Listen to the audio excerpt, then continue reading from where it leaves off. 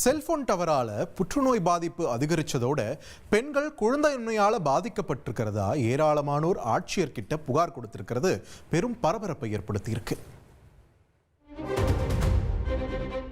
Salem Minnampalli railway gate பகுதியில் வசிக்கும் 300க்கும் மேற்பட்ட குடும்பங்களைச் சேர்ந்த பெண்கள் மாவட்ட ஆட்சியரிடம் புகார் அளித்த சம்பவம் பரபரப்பை ஏற்படுத்தியுள்ளது.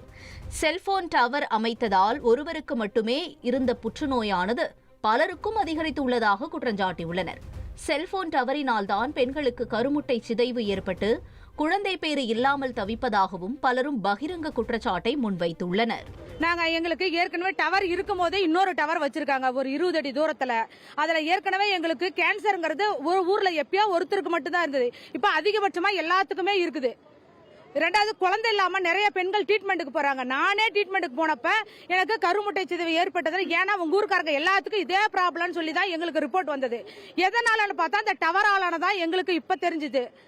அந்த ப்ராப்ளத்துக்காக அவங்க நிலத்துக்காரங்க அக்கம் பக்கம் வீட்டுல ஒருத்தர் கூட பர்மிஷனும் வாங்கல. டவரால தாங்க சார் சொல்றேன். எங்க ஊருக்கு நிறைய பேத்துக்கு குழந்தை இல்லாத இன்மை தான் இருக்குது.